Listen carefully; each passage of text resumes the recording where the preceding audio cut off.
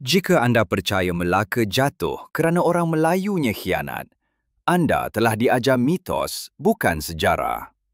Melaka tidak jatuh ketika meriam Portugis meletup. Sebenarnya, Melaka sudah mula jatuh lama sebelum itu.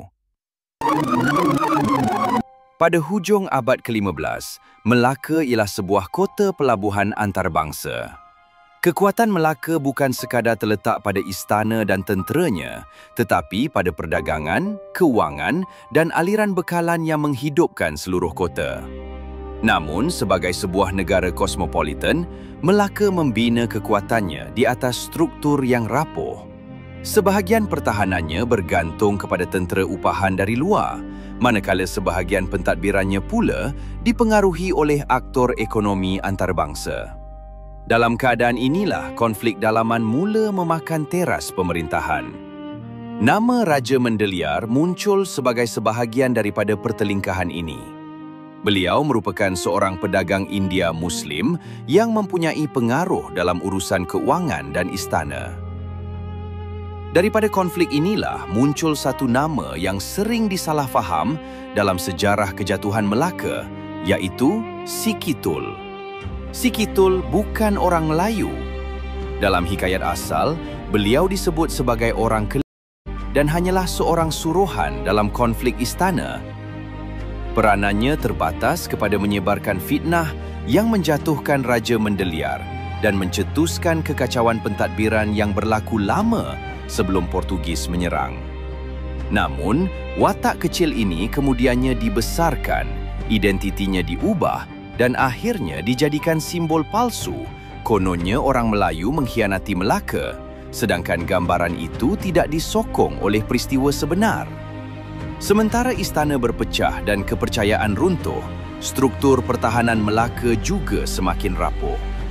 Sebahagian kekuatan ketenteraan Melaka bergantung kepada tentera upahan yang diketuai oleh tokoh seperti Utimut Raja, seorang ketua tentera dari Jawa.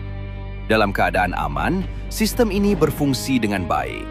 Namun, apabila tekanan memuncak, kesetiaan yang berasaskan kontrak tidak sekuat kesetiaan kepada tanah air. Utimut Raja tidak direkodkan gugur mempertahankan Melaka dan masih muncul selepas kejatuhan kota, menunjukkan bahawa pertahanan tidak bertahan hingga ke saat akhir. Di luar tembok Melaka, Portugis menunggu dengan sabar. Mereka tidak menyerang secara terburu-buru. Sebaliknya, mereka mengkaji bagaimana Melaka benar-benar berfungsi sebagai sebuah sistem. Dalam konteks inilah muncul nama Nina Chatu. Beliau merupakan seorang pedagang India dari India Selatan yang terlibat dalam jaringan perdagangan antarabangsa Melaka. Nina Chatu bukan tentera dan bukan pembesar Melayu. Namun, beliau memahami aliran dagang, pergerakan bekalan serta mekanisme rundingan yang menentukan sama ada sebuah pelabuhan terbuka atau tertutup. Maklumat dan jaringan inilah yang memberi kelebihan strategik kepada Portugis, bukan kerana pengkhianatan terbuka, tetapi kerana struktur ekonomi Melaka boleh dimanipulasi dari luar. Apabila Portugis mengubah strategi, mereka tidak memusnahkan kota. Sebaliknya, mereka mematikan kehidupannya. Bekalan makanan ditekan, gudang terganggu, dan beras sebagai asas kelangsungan sebuah kota pelabuhan dijadikan senjata senyap. Dalam keadaan ini, satu perkara tetap jelas. Tentera dan rakyat Melayu Melaka berdiri setia mempertahankan kota dan taat kepada Sultan Mahmud Shah. Tiada satu pun catatan yang menunjukkan mereka berpaling tadah. Yang runtuh bukan kesetiaan rakyat, yang runtuh ialah sistem. Di pihak Portugis, perancangan ini disusun oleh Afonso de Albuquerque. Beliau melihat Melaka bukan sebagai kota untuk diserang secara langsung, tetapi sebagai satu sistem yang boleh dimatikan melalui konflik dalaman, ekonomi dan logistik. Apabila serangan tahun 1511 akhirnya berlaku, Melaka sudah kehabisan daya. Melaka tidak jatuh kerana orang Melayu mengkhianati sultannya.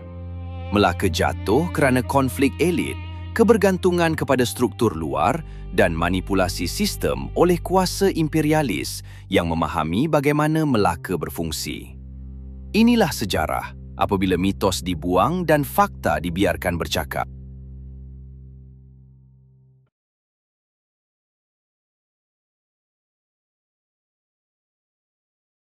Koleksi video sejarah sekolah rendah telah dikemas kini dengan pelbagai tajuk video.